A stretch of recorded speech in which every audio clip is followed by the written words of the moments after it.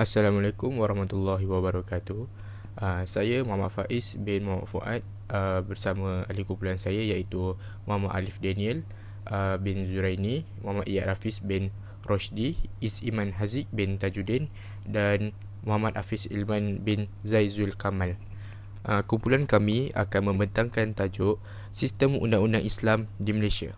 Untuk pengenalan, sistem perundangan di Malaysia menurut yakin pada tahun 1996, undang-undang adalah satu peraturan yang mentadbirkan tingkah laku manusia. Tujuannya adalah untuk keadilan dan semestinya bersesuaian dan diterima pakai serta dipersetujui secara umum oleh masyarakat. Selain itu, sumber undang-undang adalah asal usul undang-undang dan peraturan itu sendiri, di mana ia dipatuhi dan diakui sebagai undang-undang oleh semua pihak. Seterusnya, sumber undang-undang mempunyai dua bahagian, iaitu undang-undang bertulis dan undang-undang tidak bertulis. Undang-undang bertulis mempunyai dua bahagian, iaitu perkembangan persekutuan dan perlembagaan negeri, manakala undang-undang tidak bertulis juga mempunyai dua bahagian, iaitu undang-undang adat, undang-undang Islam dan undang-undang common law dan Dekrin Duluan Kehakiman. Tiga objektif kajian yang terdapat dalam sistem undang-undang Islam di Malaysia ialah: pertama, Raja dan orang Melayu memeluk Islam, dan perubahan telah dibuat untuk mengubah suai adat Melayu supaya selaras dengan Islam, dan seterusnya menggunakan undang-undang untuk masyarakat Islam tersebut. Kedua, Undang-Undang Pentadbiran Perundangan Islam bertujuan adalah untuk menjadikannya lebih lengkap dan relevan bagi masyarakat tempatan. Yang ketiga, ke arah penyusunan semula mahkamah-mahkamah syariah seluruh Malaysia bagi negeri-negeri. Assalamualaikum warahmatullahi wabarakatuh. Hai, nama saya Is Iman Haziq bin Ahmad Tajuddin. Hari ini saya akan membentangkan tentang 3 permasalahan kajian. Yang pertama, sebelum kedatangan Islam, orang Melayu mengikut undang-undang adat yang dipengaruhi sedikit sebanyak unsur-unsur Hindu. Setelah raja-raja dan orang Melayu memeluk Islam, perubahan-perubahan telah dibuat untuk mengubah suai adat Melayu supaya selaras dengan Islam dan seterusnya menggunakan undang-undang Islam. Proses ini boleh dapat dilihat dalam berbagai versi Undang-Undang Melaka, contohnya Risalat Hukum ataupun Undang-Undang Melaka.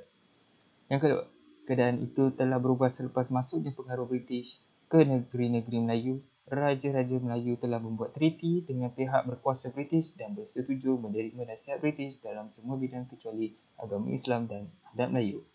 Ketiga, selepas kemerdekaan dan penjajahan Inggeris, adalah dapat diringkaskan bahawa terdapat 3 institusi yang terlibat dalam pelaksanaan perundangan Islam, iaitu Majlis Agama Islam, Mufti dan Mahkamah Kadi, atau lebih dikenali sebagai Mahkamah Syariah. Bagaimanapun, dalam tugasan ini akan menyentuh aspek perundangan Islam yang ditadbirkan oleh Mahkamah Syariah dan telah dikanunkan oleh Badan Perundangan, iaitu Parlimen dan Perundangan Negeri. Assalamualaikum, nama saya Muhammad Alif Daniel bin Zuraini dan saya akan membentangkan tajuk metodologi kajian. Metodologi kajian adalah penting supaya penyelidikan yang dijalankan mempunyai kaedah yang paling sesuai dan berkesan dalam menjawab permasalahan kajian.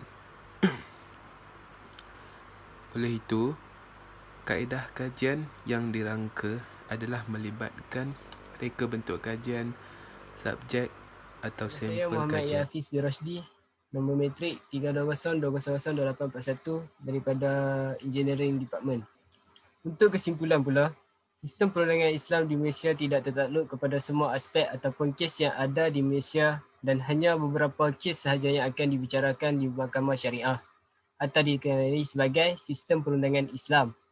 Oleh yang demikian, segala kes jenayah yang berlaku di Malaysia yang tidak melibatkan agama Islam akan dibicarakan di Mahkamah Sivil. Oleh itu, sistem perundangan Islam di Malaysia bukan satu sistem yang luas dan boleh digunakan pakai untuk semua kes. Sedangkan agama Islam merupakan agama persekutuan di Malaysia. Oleh itu, sistem undang-undang Islam sepatutnya lebih meluas terhadap semua kes jenayah di Malaysia, kecuali terhadap orang bukan Islam. Untuk menaikkan mahkamah syariah di Malaysia, rakyat Malaysia perlu berkesefahaman dalam pelaksanaan kerana undang-undang Islam ini jauh lebih baik dan adil dalam memberi hukuman atau menyelesaikan satu masalah. Itu sahaja daripada kumpulan kami. Sekian, terima kasih. Assalamualaikum warahmatullahi wabarakatuh.